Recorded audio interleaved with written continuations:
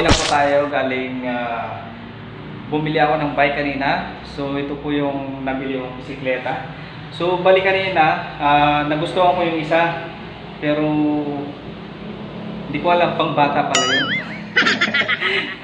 Pang bata pala yung ano, baka mamaya kapag nag-bike ako sa labas, baka isipin nila mapagkamalan akong bata. Tinanong ko doon sa nag-assemble kanina, pwedeng palitan na lang ng baka mamaya mapagkamalan akong bata doon sa napili kong bisikleta. Maganda naman siya, maganda kasi yung gulong niya makapal. Ito kasi medyo manipis, tapos BMX talaga siya. Tsaka medyo mahaba siya kumpara doon sa isa. Ito talaga ang pakay kong bilhin, yung BMX lang talaga. Pero nagandahan ako doon sa isa, doon sa napili ko, kaso nga lang, pang bata pala yun. So, yung mga kids ko, malilit pa. So, hindi pa nila kayang abutin yun. Halos ganito na rin ang itsura niya. Halos BMX na rin yung itsura niya, pero mahaba lang ito ng konti. Mahaba lang siya ng konti, katulad doon sa napili ko kanina. Tapos, ayan po mga best friend, bumili na rin ako ng carrier niya. Tapos tapaludo, kasi halos ito wala siyang basket kanina. Wala siyang ganito, yung bell. Wala siyang tapaludo at saka ito, carrier. So, binilang ko pa to. Tapaludo, carrier, at saka yung basket. Yan. Tapos tinanong ko kung pwedeng free na lang to. Sabi yun, binigyan naman. Maraming salamat po doon sa napagbilihan ko. Dahil po, kung sinong mga malapit lang po dito sa Castillejos, ay doon lang po ang bilihin ng mga bisikleta sa napanood nyo po kanina. So, kung kailangan nyo po ng bisikleta, punta lang po kayo doon. At maganda po yung mga klase ng mga bisikleta na tinitinda nila. So, ayan po. Meron na akong gagamitin kapag lalabas ako, kunwari may naisip ako. Pero kapag papasok ako sa trabaho, hindi ko na siguro gagamitin yun. Kasi wala akong mapaglagyan, wala akong mapagparkingan. So, bali, gamitin ko lang ito kapag pupunta ako ng church. Kaya, so, imbis na magta-tricycle ako, ito na yung gagamitin ko, di ba? Mapapabilis lang ng konti yung aking pagpunta. Dahil ayun po mga best friend. So, yan. Kakat po muna. A few minutes later. Mga best friend, kita ko yung ito, kulay blue. Blue yung napili kong kulay ng bisikleta. So ayan, ito na po siya mga best friend. Nabili ko na siya. Kakuha ko na. Bali, nagkakalaga siya ng 3,830 pesos. So ayan po mga best friend. So, bali, medyo mahal na siya ngayon. Expected ko talaga, ang pagkakalam ko talaga ay nasa lang 2,000. Yun pala, nasa 3,000 plus na. Kasi nung nasa Manila pa ako dati, mahigit isang dekada na siya. Bumili ako ng mountain bike sa may part ng Quiapo. So, ang nabili ko po doon ay mountain bike. Nabili ko siya sa halaga na 2,400. Yan. So, from Quiapo to Santa Mesa, sinakyan ko siya. Na kahit na yung mga kasabayan ko doon ay mga sasakyan, mga jeep, ganyan, bus, tsaka mga malalang sasakyan pa, nakakatakot talaga. Kasi hindi pa ako sanay sa mga maraming sasakyan, ganyan dati. Hindi pa ako sanay makipagsabayan. Ayan. So, ayan po, bisikleta po yung sinakyan ko from Quiapo to Santa Mesa. Yun po yung sinakyan ko. Yun, nagamit ko rin siya. Siguro mga ilang buwan lang. Tapos iniwan ko siya sa boarding house, ganyan. Inakyat ko hanggang 4th floor. Ang bigat-bigat nun dati. So, kasi yung tinutuloy namin doon dyan sa may JSIS, dyan sa may malapit sa POP. Kasi nilalakad po namin yan from Skytech to JSIS doon sa tinutuloy namin. So, medyo may kalayuan din eh. Siguro aabot ka rin ng mga 10 to 15 minutes ganyan sa paglalakad. Yun, naisipan kong bumili ng bisikleta na mountain bike. Nagkahalaga siya ng 2,400. So, ayan po Pero nung 2007, bininta ko rin siya. Shoutout nga pala kay Bernard Morales. Una, naging ka-workmate ko siya sa Skytech Dental Laboratory. Tapos pangalawa sa Genka Dental Laboratory. yung kila Sir Jojo. Shoutout nga pala kay Sir Jojo Gaho. Shoutout nga pala sa mga taga-Sumno dyan.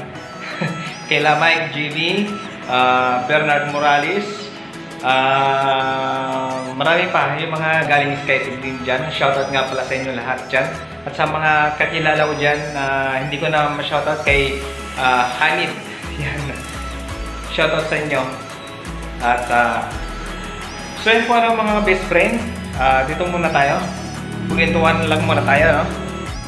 Hanggang sa nakapag-decide na ako na bibili ako ng bisikleta. So ayan po, ano.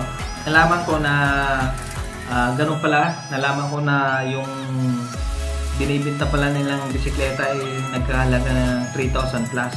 Yung cash na dala ko pala ay nasa 3,000 lang. Akala ko nga sobrang high yun eh. Yung pala kulang pa. Kinulang pa yung dala kong cash. So yan po nung nalaman ko na nasa 3,700, ang nag-alangan ako dahil parang pangbata yata yun kako.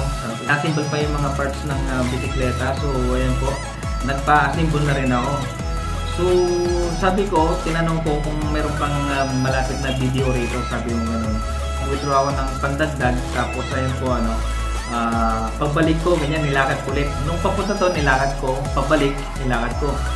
So ayun po mga best friend, siguro mga ilang minuto din akong pabalik, ganyan, papunta doon, tsaka ilang minuto rin akong pabalik, ganyan, lumikalayon din. Abutin na ako siguro ng mga 5 minuto na lakarin papunta doon sa video. So nag-withdraw muna ako, nakipila muna ako ng ilang mga tao, siguro mga 4 o 5 tao, ganyan.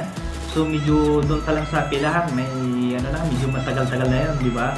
Tapos nung pabalik na ako, yan, sa nilakad ko ulit, medyo matagal ulit yun. Yan. Tapos pagdating ko doon sa bilihan ng bisikleta, may napansin ako ng mga tricycle doon na nandun na nakabang, ganyan. May biglang lumapit sa akin na tinanong kung magkano yung bili ko ng bisikleta. Sabi ko, nasa 3,700 daw, sabi ko ganyan. Tapos maya-maya, sabi niya, alis na ako, sabi niya. Kasi nakipagkwentuhan pa siya sa akin eh. Ganito yung magandang bisikleta, ganito. Magkano bili mo? Tanong siya sa akin, tapos yun. Parang kasi sa isip ko, parang namumukhaan ko tong tao na to, sabi niya. Pero parang familiar to sa akin, tao na to. Tapos maya-maya, sabi niya, sige, alis na ako, sabi niya yan. Hindi mo na isasakay yan, sabi sa akin. Ay, hindi na kuya kasi sakyan ko na lang po ito pa uwi, sabi ko ganyan. Sige, alis na ako, sabi ko ganyan. Naalala ko, yung pala yung driver na yun, yung pala yung tricycle na sinakyan ko papunta doon, hindi ko pala namalayan na inantay pala niya ako. So, ayun po wala, medyo matagal-tagal din po siyang nagantay siya doon sa tapat ng bilihan ng bisikleta. Kanina usapan na antay niya ako, ganyan. So, hindi nagantay pala siya doon. Antay pala niya ako. Kasi sabi niya mawala ako, sakyan mo na yan, di ba? Sabi sa akin. Sakyan mo na yan, no? Sabi niya sa akin. Oo, kaya sabi mo yan. Kaya yun, nalaman ko na inantay pala niya ako. Kala niya, isakay ko ulit yung bisikleta papalik. So, inabangan niya ako, Pero yun mo, inantay niya ako ng mga ilang minuto, siguro 40 minutes, mga ganyan siguro. Tawa na lang ako nung nalaman ko na parang siya yata yung na sinakyan ko na yung tricycle niya, sinakyan ko na punta doon. So hanggang dyan na lang po muna yung aking kwento at maraming salamat at sinamahan niyo ako dito sa aking vlog. Kasi minsan wala kasi akong maabangan na tricycle dyan sa may kanto. Minsan kasi may mga nakapila, pero minsan kapag kailangan mo ng sumakay, walang tricycle na mga nakapila na dyan. So sana magamit natin kapag may time din ako na pumunta ng malayo o kaya pupunta ng kung saan ay gagamitin ko rin siya para makapasyal din naman tayo sa mga iba't ibang lugar dito sa kinaroroonan ko kung saan ako ngayon. So nandito na lang po mga best friend. Maraming salamat sa inyo dahil sa tinapos mo ang video na to.